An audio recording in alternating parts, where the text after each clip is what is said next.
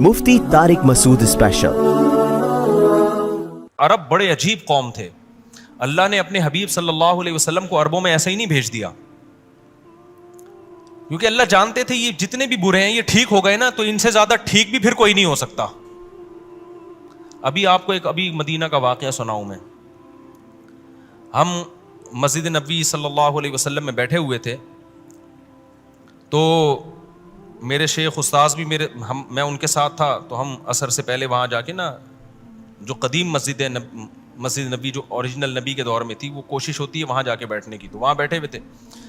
تو میں نے دیکھا دو عربی جو ہے نا مدینہ منورہ کے مقامی، وہ ہمارا بہت اکرام کر رہے ہیں، ایسے جھک جھک کے مل رہے ہیں اور افطاریاں لا کے وہ رکھ رہے ہیں. وہیں کے مقامی تھے اور بڑی اونچی فیملی سے ان کا تعلق تھا. میں ان کس فیملی سے تعلق تھا میں نام نہیں بتاؤں گا، اس میں کوئی مصلحت ہے نا، کس کے ساتھ ان کا ریلیشن ہے قریبی. تو بڑے اچھے خاندان کے وہیں کے مقامی بہت خدمت کر رہے ہیں. میں نے کہا یار یہ ان کو ہو کیا گیا ہے. اچھا میرا نام بھی جانتے ہیں، کہتے ہیں شیخ مفتی طارق مسعود. میں نے کہا نعم، ٹھیک ہے نا. اچھا ہمارے استاذ کی بھی بڑی خدمت کر رہے ہیں. بھائی میں حیران یار ان کو ہو کیا گیا ہے، اتنی محبت. پھر افطاری کے وقت میں نا لقمہ بنا کے کھلا رہے ہیں مجھے بھی اور استاذ کو بھی. ہمارے عربی لوگ نا کسی کو لفٹ نہیں کراتے جو سعودی عرب میں رہا ہے نا ان کو پتا ہے، اور سعودی بھی ہو اور اتنی بڑی فیملی سے تعلق بھی ہو. اچھا لقمہ بنا کے کبھی پنیر لا کے رکھ رہے ہیں، کبھی کیا رکھ رہے ہیں. تو میں نے پھر پوچھا، میں نے ساتھیوں سے پوچھا بھائی اتنا فری کیوں کرا رہے ہیں. پھر انہوں نے خود بتایا. انہوں نے کہا بھائی ہم یہاں تبلیغ سے جڑتے ہیں، تبلیغ والوں کے ساتھ. انتم اخرجتمونا من الضلالۃ الی الہدایہ، یہ اس کے الفاظ. تم وہ لوگ ہو جنہوں نے ہمیں گمراہی سے ہدایت کی طرف نکالا ہے، یعنی تبلیغ والے. تو ہم بھی چونکہ پاکستان سے ہیں نا، نسبت ہماری بھی انہوں نے پاکستان سے جوڑ دی نا تبلیغ سے، کہ ہم تو گمراہی میں جا رہے تھے، تبلیغ والے آئے ہمیں اللہ کے راستے میں جوڑا اور ہم گمراہی سے نکل کے کدھر آ گئے؟ ہدایت کی طرف. تو اب جو بھی پاکستانی ان کو لگے گا نا تھوڑا سا پگڑی شگڑی، تھوڑا سا تبلیغی اسٹائل، وہ اس کا یہی اکرام کرتے ہیں. یہ میں ابھی جو آپ کو بتا رہا ہوں نا وہ جذبات نہیں بن رہے. جب یہ سن رہا تھا نا میں ان سے، تو جو اس وقت میرے جذبات تھے نا وہ میں بیان نہیں کر سکتا. میں اپنے آنسوؤں کو چھپا رہا تھا ان سے، اور کافی دیر تک میرے آنسو بہتے رہے ہیں کہ یار کیسے خاندانی لوگ ہیں. ہمارے یہاں کسی کو پکڑ کے سہروزہ لگا دو، انسان کا بچہ بن بھی جائے گا نا پھر بھی بھول جائے گا. آپ ملے نا یار تو نے میرا بیان سن کے داڑھی رکھی ہے، کیا ہو گیا؟ رکھ لی تو ہے ایسے کرے گا نا تو کیا ہو گیا؟ بھائی آپ نے میرا بیان سن کے سنا ہے کہ کوئی اللہ نے توبہ کی تو ہاں دے دی تھی، تو بہت ہیں دنیا میں، تو کیا کریں، بھول جاتے ہیں نا. میں نے کہا بھائی ہم نے ڈائریکٹ اس کو دعوت بھی نہیں دی ہے، دعوت دی تبلیغ والوں نے. اور فائدہ کس کو ہو رہا ہے؟ ہر پاکستانی مولوی کو وہ عزت دے رہے ہیں، اکرام کر رہے ہیں، کھجوریں پنیر میں اور مکھن میں ڈبو کے کھلا رہے ہیں. ہم نے کہا واڑے وہاں حاجی عبدالوہاب صاحب زندہ باد. قربانی تو وہ دے کے گئے، پیڑے کون کھا رہا ہے؟ قربانی تو حاجی صاحب دے کے چلے گئے نا، حضرت حاجی عبدالوہاب رحمۃ اللہ علیہ. پیڑے کون کھا رہا ہے؟ بعد والے، ہم جیسے نالائق کیا کر رہے ہیں؟ پیڑے کھا رہے ہیں. لیکن میں نے کہا ان کے جذبے کو دیکھو یار، مدینہ منورہ کے ہیں یہ، اتنی اونچی فیملی سے ان کا تعلق ہے، لیکن ان پر کسی نے تھوڑا سا احسان کر دیا تو اب یہ احسان فراموشی بولو نہیں ہے. یہ اٹ از کالڈ خاندانی. سمجھتے ہو؟ تو اللہ تعالیٰ نے اپنے حبیب صلی اللہ علیہ وسلم کو جس قوم میں بھیجا نا، اس قوم میں کچھ واقعی خصوصیات تھیں جن کی وجہ سے اللہ نے عربوں کی سلیکشن کی ہے. ایک بڑی خاندانی پوائنٹ کی بات میں بیچ میں بتاؤں. دیکھو نبی صلی اللہ علیہ وسلم کا جب محاصرہ کیا نا مشرکین مکہ نے، عرب میں نا کچھ بڑے خاندانی قسم کی صفات تھیں. اگرچہ وہ کافر تھے، اگرچہ وہ مشرک تھے، لیکن غیرت لیس قوم نہیں تھی. اللہ نے اپنے حبیب صلی اللہ علیہ وسلم کو عربوں میں اس لیے بھیجا کہ ان کے اندر اچھی صفات ہیں، ان صفات کا رخ چینج کرنا ہے. جو بغیرت لوگ ہوتے ہیں نا وہ دنیا میں کسی کام کے نہیں ہوتے، وہ اچھے ہو کے بھی خراب ہی ہوتے ہیں. اب آپ دیکھیں جب نبی صلی اللہ علیہ وسلم کے گھر کا محاصرہ کیا نا ابو جہل نے، اس میں ابو جہل بھی تھا نبی صلی اللہ علیہ وسلم کو قتل کرنے کے لیے، تو گھر کے اندر نہیں گھسے بغیر پرمیشن کے. وہ یہ کر سکتے تھے نا، گئے دروازہ توڑ کے اندر. بولو نا کیوں عرب میں اس کو معیوب سمجھا جاتا تھا؟ یہی وجہ ہے کہ اتنا وقت نبی صلی اللہ علیہ وسلم کو ملا کہ آپ صلی اللہ علیہ وسلم اپنے بستر سے اٹھ کے چلے گئے, تشریف لے گئے. ورنہ وہ یہ بھی کر سکتے تھے نا, اچانک دیواریں پھلانگ کے گھر میں چلے جائیں. نا نا نا نا, ابو جہل ہونے کے باوجود اس حرکت کو کیا سمجھتا تھا؟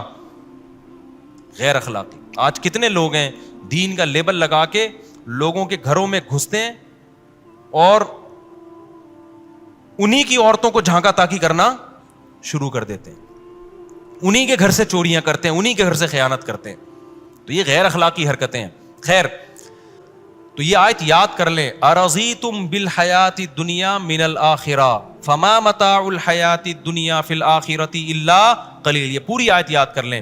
کیا تم آخرت چھوڑ کے اس دنیا کے چند ٹکوں پہ راضی ہو گئے ہو؟ اگر ہو گئے ہو, فما متاع الحیات الدنیا فی الآخرۃ الا قلیل, تو سمجھ لو کہ دنیا کی زندگی آخرت کے مقابلے میں تھوڑی نہیں ہے بلکہ بہت تھوڑی ہے. آج جس کو پوری دنیا بھی ملی ہوئی ہے نا, بدماشی کر کے زندگی گزار رہا ہے, کل اس کا انا للہ ہونے والا. تو کوئی ٹینشن نہیں, مسلمان دنیا سے دل بالکل بھی نہیں لگاتا. ایک کام کر لو, بس آخری بات, سچی مچی کی آخری بات, ایک کام یہ کر لو, اس دنیا کو لفٹ کرانا چھوڑ دو. سمجھ رہے ہو کیا کرو؟ لفٹ کرانا. کسی کی بڑی گاڑی ہے, دعا دو, یہ نہیں کہ اس کو بولے یہ کچرا ہے کچرا, ایسا بھی نہیں, یہ بھی ٹھیک نہیں ہے. کوئی بڑا بینک بیلنس ہے اس کا, کاروبار کروڑ پتی آپ کو بتا رہے, آپ بولو ماشاء اللہ, اللہ عزت دے اور ترقی دے. دل میں یہ کرو کیا ہے, کچھ بھی نہیں ہے یار, قارون سے زیادہ ہے بھائی, قارون سے زیادہ. تو کہاں گیا قارون؟ انا للہ ہو گیا, مرا ہوا ہے. کوئی کیا میری چودراہٹ, میری حکومت, یہاں بھی میری چلتی ہے, وہاں بھی میری, ماشاء اللہ, اللہ اور ترقی دے. دل میں بولو کہ بھائی فرعون سے زیادہ ہے. دل میں, اس منہ پہ نہیں بولنا, رکھ کے چماٹ لگائے گا وہ. بولو بھائی فرعون سے بھی زیادہ ہے, دل میں بولو, تاکہ آپ کے دل میں دنیا کی محبت نہ آئے, دنیا کی محبت آپ کے دل میں نہ آئے. اس رمضان میں یہ فیصلہ کر لو, اس دنیا کی محبت کو کہاں بھیجنا ہے؟ تیل لینے بھیجنا ہے. ایسی کی تیسی یار, کوئی 2 ٹکے کی نہیں ہے. دنیا رکھو ضرور, دل میں گھسنے نہ دو. دل میں گھسنے کا مطلب آپ غریب کو بے سے بغیرت سمجھنا شروع کر دو, اور کیا ہے, یو سے الو سمجھنا شروع کر دو. جو آج کل فیس بک یوٹیوب پہ نا غریبوں کو بڑا تانے دیے جا رہے ہیں, او بھائی یہ غریب اگر عمل اچھا ہے, خدا کی قسم کروڑہا گنا خوش قسمت ہے. اور مالدار جس کا عمل ٹھیک نہیں ہے, کچھ بھی نہیں ہے, تھوڑے دنوں میں مر جائے گا. اور مالداروں میں ٹینشن کا ریشو غریبوں سے زیادہ ہے, ڈپریشن زیادہ ہے, کیونکہ سب کچھ ہے نا, تو اب سمجھ میں نہیں آتا اب کریں کیا. اب دسترخوان میں 20 چیزیں آ گئی, تو بوفے میں ٹینشن ہوتی ہے کہ نہیں ہوتی؟ بوفے میں ٹینشن ہوتی ہے, یہ کھاؤں, بٹیر بھی کھانے ہیں, مچھلی بھی کھانی ہے, اور چکن بھی کھانا ہے, کیا کھائے آدمی. تو تھوڑا تھوڑا سب کھا کے کسی کام کا نہیں رہتا. غریب کو انتہائی شدید بھوک کے بعد دال چاول ملتے ہیں, اس کو پتا ہے یہی پھوڑنا ہے, شروع میں بھی یہی, اور اینڈ لک میں چبا کے کھاتا ہے. وہ ایسے چبا کے کھائے گا نا, مزہ آئے گا اس کو. تو یہ جو زیادہ دولت ہے نا, یہ نعمت اس وقت ہے جب اللہ کی مرضی میں استعمال ہو, پھر نعمت ہے. پھر دولت مند غریب سے آگے نکل جائے گا قیامت کے دن, کیونکہ اس کو وہ زیادہ خیر کے کاموں میں خرچ کر رہا ہے. لیکن عام طور پہ جب دولت آتی ہے تو یہ نعمت ملتی نہیں ہے. تو اس لیے رمضان میں ایک فیصلہ کر لو کہ دنیا کو لفٹ کرانا چھوڑ دو. وہ کہہ رہے نا 1000 گز کا بنگلہ, فلانا بنگلہ, ڈمکانا بنگلہ, بولو مٹی ہے بھائی. تبلیغ والے کہتے ہیں مٹی کی 2 قسمیں ہیں, دیر آر 2 ٹائپس آف مٹی, ایک کھڑی مٹی اور ایک پڑی مٹی. ایک یوں ہوتی ہے, اور ایک سائنسدان اسے یوں بنا کے جہاز بھی, وہ لوہا بھی زمین سے ہی نکلتا ہے نا. ایک ہوتا ہے ذرا وہ پروفیشنل طریقے سے راکٹ بنا کے خلا میں پھینک دیا ہے. کیا ہے فن ہے بھائی, راکٹ نے بھی بالآخر اوپر ہی پھٹ جانا ہے یا نیچے آ کے پھٹ جائے گا. نہیں تو جو راکٹ میں بیٹھ کے گیا ہے وہ بالآخر قبر میں ہی جائے گا نا. وہ اس کا مطلب یہ نہیں کہ سائنسی ترقی چھوڑ دو, دل لگانا چھوڑ دو. ویسے ہی مسلمان راکٹ نہیں بنا رہے, پتہ چلا اور ہی پیچھے ہٹ گئے. تو دل لگانا چھوڑ دو, 2 ٹکے کی ہے, 2 ٹکے کی. اور بار بار یہ آیت سوچا کرو, ارضیتم بالحیات الدنیا من الآخرہ, کیا دنیا کی زندگی پر راضی ہو گئے آخرت چھوڑ کے؟ فما متاع الحیات الدنیا فی الآخرۃ الا قلیل, تو سمجھ لو دنیا کی زندگی آخرت کے مقابلے میں بہت تھوڑی ہے, کچھ بھی نہیں ہے. اصل آخرت ہے بھائی, ہم آخرت پر ایمان لانے والے لوگ ہیں, ہم دنیا کو لفٹ کرانے والے لوگ نہیں. مفتی صاحب آج کل تراویح میں امام اور مقتدیوں نے ہاتھوں میں قرآن موبائل لیے ہوئے ہوتے, یہ جائز نہیں ہے. اس کی دلائل پھر میں بیان کروں گا انشاءاللہ. بعض عرب علماء اس کے قائل ہیں, لیکن جمہور اس کے قائل نہیں ہیں. ویسے بھی آپ دیکھو نا ایک بات, اگر اس کی عمومی ایک روایت ہمیں ملتی ہے, لیکن اگر اس کی عمومی اجازت ہوتی تو خلفائے راشدین کے دور میں جو ابی ابن کعب کے پیچھے لوگوں نے نماز پڑھنا شروع کی, وہ تو اس لیے کی نا کہ ہم حافظ نہیں ہیں, یہ حافظ ہیں. ورنہ صحابہ کیا کرتے, وہ پھر ہر آدمی قرآن لے کے خود تلاوت کرنا شروع کر دیتا, کیونکہ جس کو قرآن پڑھنا آتا ہو نا رمضان میں, اس کے لیے افضل یہ ہے کہ وہ خود پڑھے. لیکن ہم کیوں پڑھتے ہیں حافظ کے پیچھے؟ بھائی جس کو نہیں آتا وہ کیا کرے گا حافظ کے پیچھے. تو اگر یہ اس طرح سے عمومی اجازت ہوتی جیسے کہ آج کل رواج ہوتا چلا جا رہا ہے, تو پھر تو سارے صحابہ میں ایسے ہی پڑھ رہے ہوتے بیٹھ کے. پھر حضرت ابی ابن کعب کو قاری بنا کے اور حافظ بنا کے آگے کھڑے کرنے کی مصلی پہ کیا ضرورت تھی؟ تو اس لیے ٹھیک ہے فقہ حنبلی میں اس کی ان کی نظر میں جائز ہے, لیکن جمہور اس کے قائل نہیں ہے. تو ایک فقہ کو فالو کریں تمیز سے, پھر اسی کو فالو کریں, یہ نہیں کہ آدھا وہاں سے آدھا وہاں سے. تو ایک صاحب مجھے کہنے لگے کہ میں جو ہے نا کیکڑا کھاتا ہوں کیونکہ سمندر کی ہر مخلوق حلال ہے. تو میں نے کہا امام ابو حنیفہ کے نزدیک حلال نہیں ہے, اور اس کے یہ دلائل ہیں, خالی ہوائی بات نہیں, اس کے دلائل بھی ہیں. کہہ رہے نہیں جی وہ تو پانی کی جو مخلوق ہے. میں نے کہا کیکڑا تو پانی سے باہر بھی رہتا ہے, اندر تھوڑی ہے, باہر بھی آتا ہے.